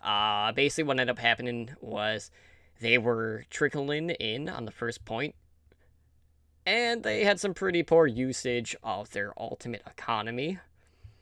We basically saw Hureg and Closer for London just helping Gesture and Profit do what they need to get done. And, London, they actually won on Oasis. That was their first win in the Overwatch League on that particular map. So, finally, it is broken. But London has an uphill battle if they are going to try to make their way into the Sage playoffs, because their start to Stage 3 was not so hot. They started 2-4, and they're going to need a little bit of help along the way if they are going to be able to even get top 4 this stage overall. So, it's kind of weird seeing like a team that did so well during Stage 1, so did pretty well in Stage 2, basically just struggle out of the gate in Stage 3, but it just shows you like the times and the meta does change, and not everyone is playing at the same level of consistency throughout the season, at least outside of New York. New York's been the best case, obviously, because they've only dropped 3 games overall this season. But, Valiant, we'll see how they bounce back from this, because, it's really easy to win. It's not so easy to really bounce back when you have to deal with, that sort of diversity. Yeah. I have this sneaky feeling that they're going to be one of those teams that are right there on the edge, and everyone else is going to have a bigger impact than they themselves will. Does that make sense? I get you. Yeah, I mean, we saw the one where I think it was last season, where it was between 3 teams, and the team that went wasn't even involved in the actual game. So I think it's going to come down to that for them again. I kind of hope not. I'd rather see a team decide their own fate rather than sitting on cheering for a team. But I don't know. I just have this feeling in the back of my neck that it's not going to be up to them if they go. Yeah, there were a ton of teams going into this current week that were 3-3, and there were 4 teams that were 3-3 at the time, and London was 2-4. Now they're 2-5, so it's looking even worse, because right now, if you factor in where we are currently in the week, and today's Thursday, they're currently in 9th place, so they got a lot of climbing to do, and their map differential is -4, so it's not looking too good for London overall. So there is a chance that we might only see one Korean team make the stage playoffs this season, which would be a pretty big change of pace from what we've seen in Stage 1 and Stage 2. Now, since it is Week 4, guys, let's go ahead and preview the remainder games that we are going to see both Friday and Saturday, just because we do record on Thursday. Obviously, there's games going on right now, but we're not going to update you on that. We'll update you on that next week when we go over this current week in terms of our takeaways and whatnot. So, on Friday, that's April 27th, kicking things off at 4 p.m. Pacific time, we have the Dallas Fuel going up against the Boston Uprising. So, Draven, Boston, they have won 11 games in a row. They're going up against a Dallas Fuel team that does not have effect. They've been pretty inconsistent with their DPS, and they don't really have the best potential with their Tracer play, just because AKM has been kind of iffy. Is Boston going to break New York's streak and take, a 12-game win streak into the future? Well, I love that you gave me the softball question here because I don't think there's a way in insert whatever you want there that Dallas is going to take more than a map at best. There is no chance they're going to win. Boston is just going to, I don't know if they'll steamroll them, but it's going to feel like it from the Dallas point of view because at best it's a 3-1 in favor of Boston. All right, well, moving on at 6 p.m. Pacific time, we have the LA Gladiators going up against the Houston Outlaws. Okay, so this one's pretty interesting. We have the Outlaws who, this map pool in particular plays in favor of the Junkrat.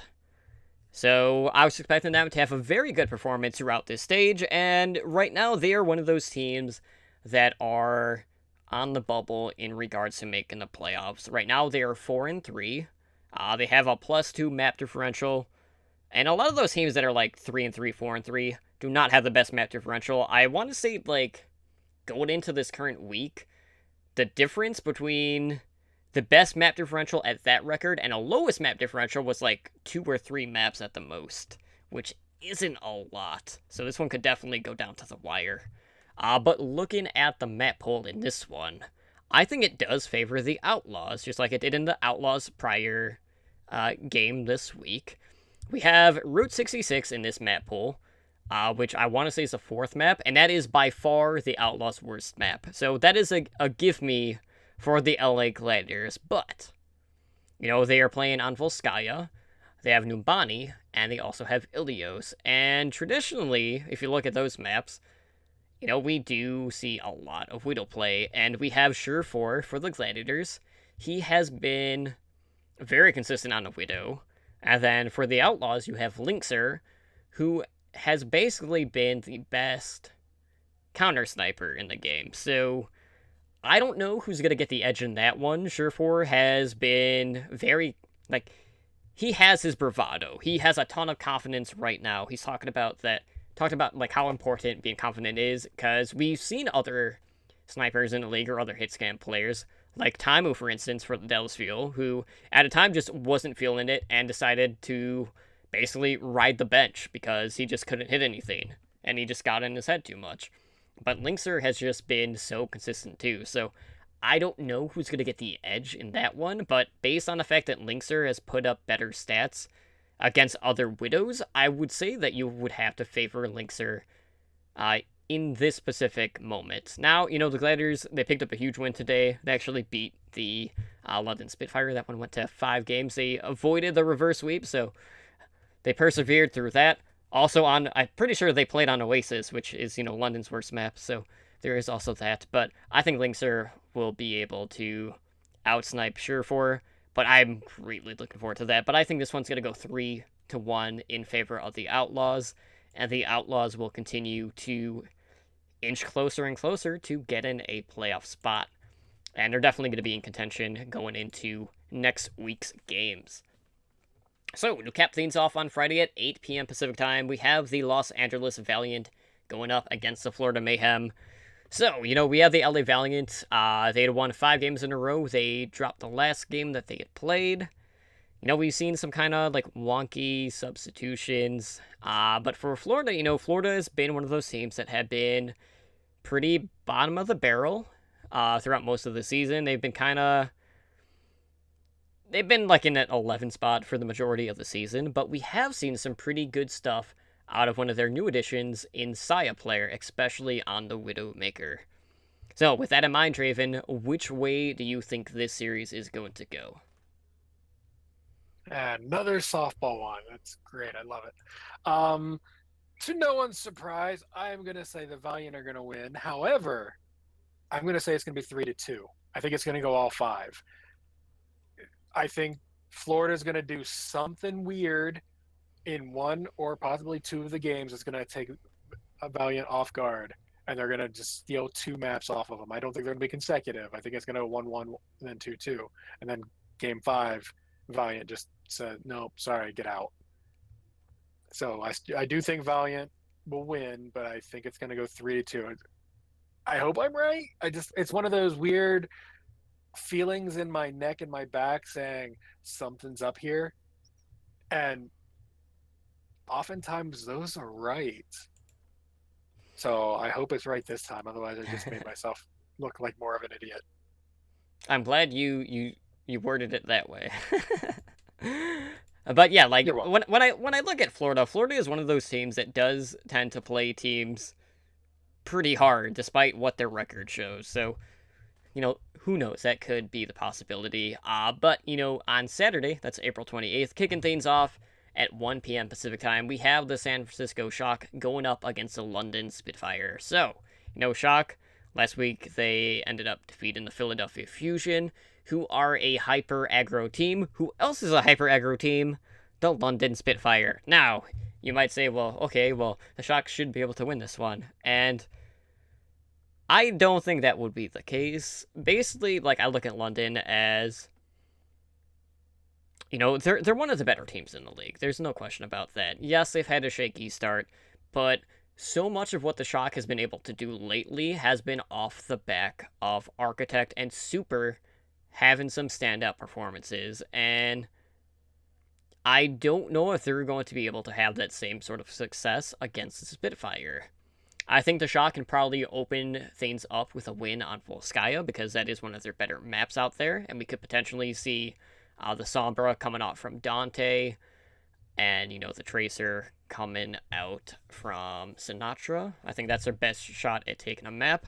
But I think London is going to bounce back. London is one of those teams that, they end up losing one, but they gain the momentum right back. So, they take a step back, they take the win back. And it's just a constant, dance for the Spitfire. So I think they're going to take this one with a score of 3-1. But, there is upset potential here for the Shock if Architect continues to play that nutty Widowmaker like he has been here in the past week. So I'm not going to count him down and out just yet, but I think London will eventually take this one. So, moving on to 3 p.m. Pacific time, we have a pretty big game. We have the Seoul Dynasty going up against the New York Excelsior. So, Draven, New York, they've been taking consecutive game 5s. They're still winning. Seoul, they have been kind of... As a Seoul Dynasty fan, as you can see, they have not had the impact that a lot of players thought they would, or just a lot of the community. There have been some pretty interesting substitutions. Maybe the Dynasty have gotten in their heads a bit too much, and they're playing too much like Lunatic High, kind of like, the Dallas Fuel were kind of getting into their own heads as well, kind of running that old Envy roster and not really adapting to the times. But, the Dynasty are playing for playoff contention, and they've not made the, stage playoffs yet. A win here would be absolutely massive, and looking at the way that these teams have played, it seems to always go to a game 5. I think New York has taken the past 2 series, if I'm not mistaken. Seoul took the first one. I want to say that was with a score of 3-1. That was back in stage 1. But Seoul and New York, New York and Seoul have a very similar play style. They're not like a super aggressive team like we see from London. They are more adaptability based. And they both do have some very flexible just hero pulls in general. So who do you give the edge in this series? Are you tilting in New York's favor, or do you think Seoul is going to bounce back in this one to keep that playoff hope alive? If I'm going just by recent, like this season alone, I would say New York is going to win. But I'm actually going to go with the upset on this one. I think it's going to be, like you said, 3-2. I'm gonna go Seoul on this one. I just have a feeling there's going to be an upset this week, and this one seems like it's the most likely to be the upset out of all the games. So I'm going with Seoul on this one. No, weird feeling in the back of my neck on this one. This is just me and my conspiracy theory brain. I think Seoul is going to take this week. Okay, so here is my thinking when it comes to the Dynasty. They are playing the long con, right? So what they're going to do is they're not going to make a stage playoff in stage 1 through 4, but they're going to come back and they're going to win it all, despite not making the playoffs prior. That's what I think they're going to do. Everyone's going to count them out. Everyone's going to be like, oh, well, you guys couldn't be top 3, top 4, whatever. They'll probably finish 5th or 6th. They'll get their playoff spot, and they'll end up winning despite everything that has gone on, everything that's gone wrong, everything that hasn't really clicked for this team. At least I hope that's what they're planning. I don't know if it'll actually work out that way, but that would be absolutely crazy to see a team not advance in the playoffs, at least for the stages, and then come back to win the actual end of season playoffs. That would just be amazing to see. But talk about a bookie's nightmare. Right. It's like, yeah, this team, they have almost no chance. Well, what are you putting the odds on them? We'll say 8-1. Oh, well, here's $10,000. Okay. There is always a chance, just like there's always a puncher's chance. And I mean, we saw it last week with the shock against the Fusion. So it can happen. But I hope Dynasty win this. This is one of those series that I'm not super confident in, just because how close these teams can be. But I think New York has a bit more flexibility and adaptability, so I would tilt in New York's favor. But Seoul also faces Philadelphia tonight, which is another team that scares me. So it is not an easy week for Seoul as a whole. And, it's very hard to kind of divide your preparation against two very tough opponents. So I do not envy being in Seoul's shoes right now. But to end the week, speaking of Philadelphia, we have at 5 p.m. Pacific time, the Shanghai Dragons looking to gain that first win over the Philadelphia Fusion. And, a lot of people would just be like, okay, it's Shanghai. This is going to be a 4-0. Philadelphia is... I mean, they're the Fusion. They are hyper aggro. Carpe has looked phenomenal. Fraggy can look great. Maybe play a bit too Fraggy-like. But I think when you look at Shanghai, we have seen improvements for this team.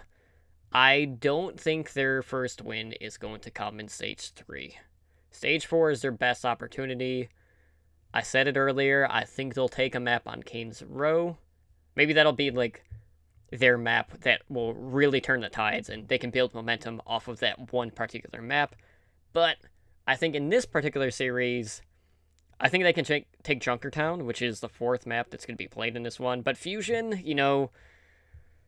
based off of what I've seen, I think their dive is going to be too much for Shanghai to handle, and Shanghai has had a little bit of an issue when it comes to peeling and protecting their support, so that's really going to be the thing that I'm looking out for in this series. But, I look for Gagiri to keep eating those ultimates. Maybe she can turn a couple of the fights, but, Shanghai, it's been a rough go, but we've seen steady improvements, but right now, it's just not quite there yet, and we've seen, we saw, in the last time that they played, they kind of, swapped where everyone was sitting after halftime, which I thought was interesting. So, they had their Tracer player sitting next to their Winston player at that point. So, their Tracer player could, kind of look over and see where the position was, because their comms haven't been super clear, because you have the Chinese players playing with the Korean players. So, their comms are kind of mixed right now. So, any other way you can get intel is always good, so they have looked a little bit more cohesive as a team, but I think ultimately the Fusion should take this pretty easily. I give it 3-1 in favor of Philadelphia, but I'm still holding on for that first Shanghai win, and, who knows? Stage 4 could be the time, but I know one way or another, Twitch chat and the Blizzard Arena are going to be behind Shanghai one way or another, so at least they have that going for them. Yeah, I'm agreeing with you. I think Fusion are going to win, unfortunately. But since you brought up Twitch chat and the arena, when Shanghai is playing, Twitch chat isn't Twitch chat anymore. It's the most amazing.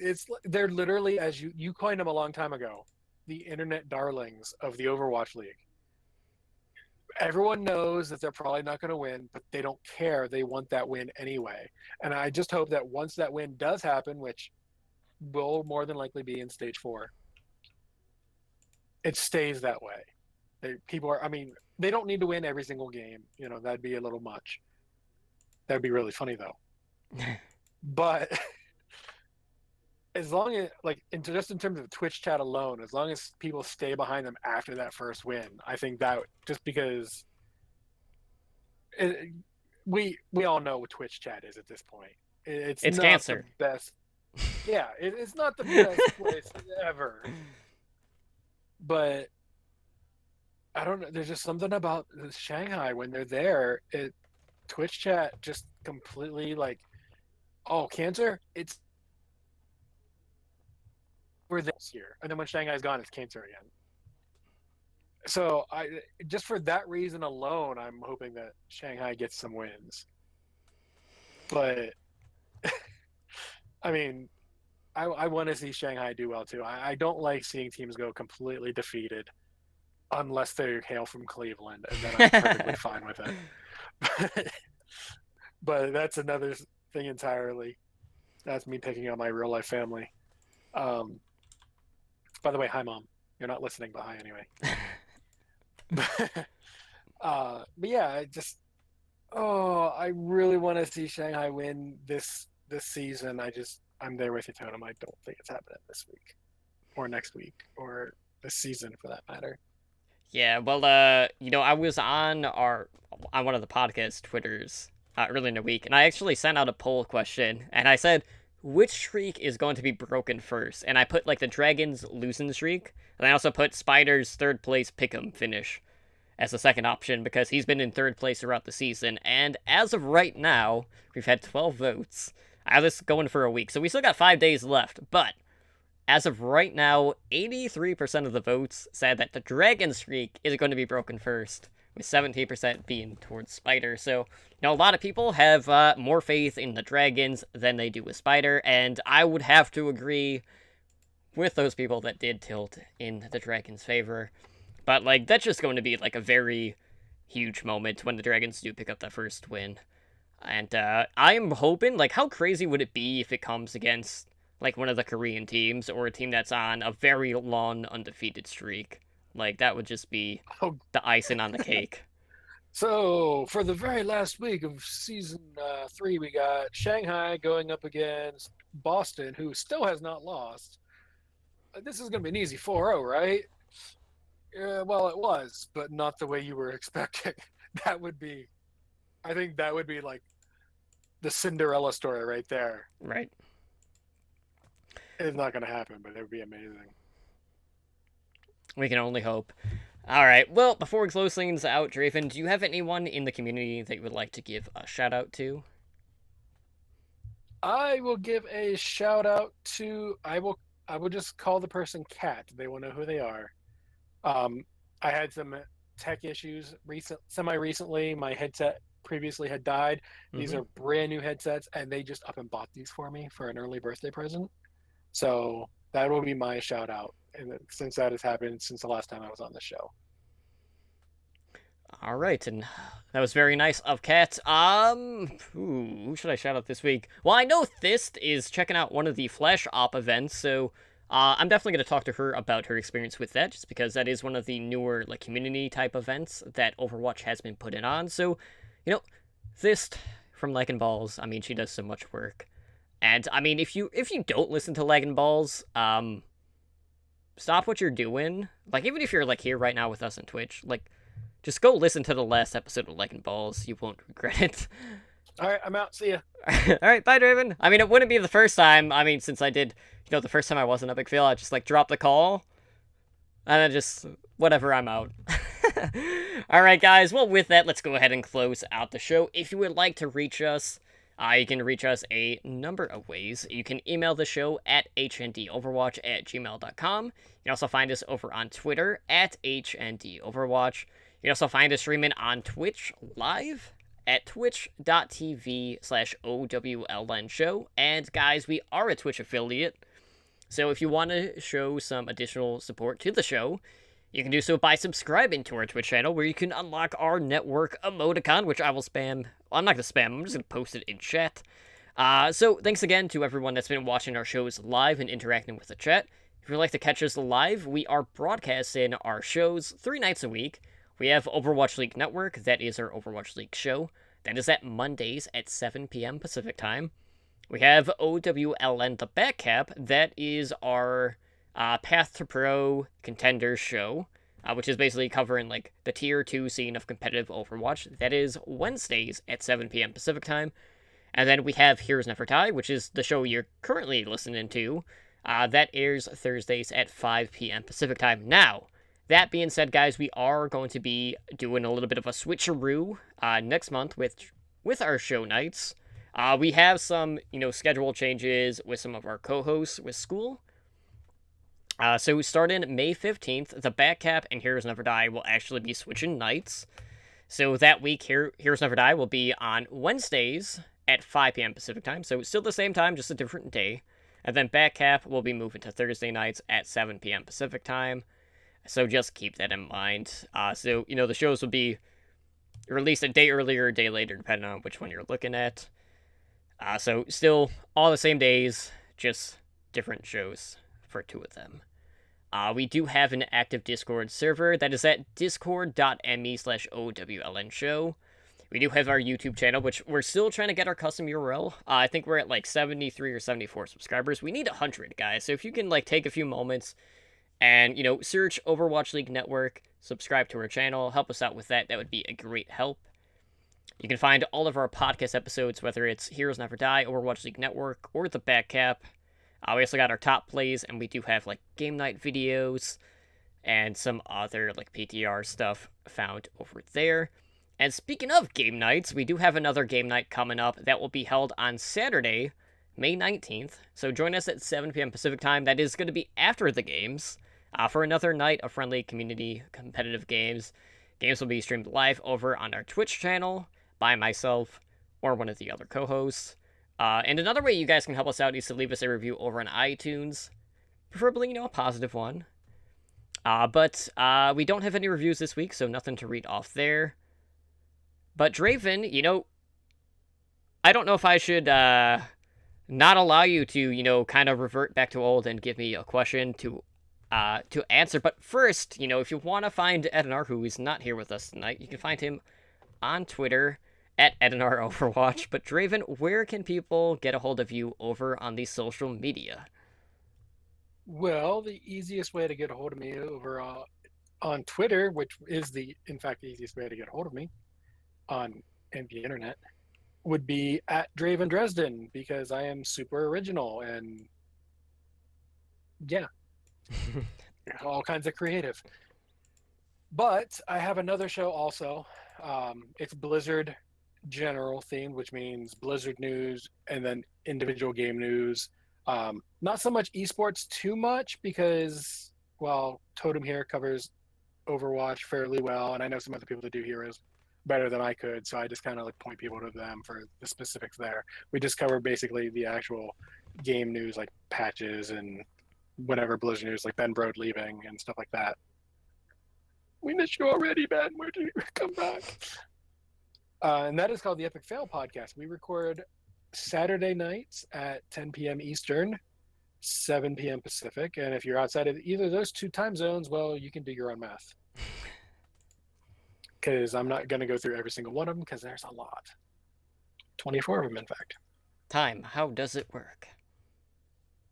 What is it good for? Sorry. But yeah, that's me and my week and stuff like that. This week, first time announcing, by the way, I've been teasing Twitter.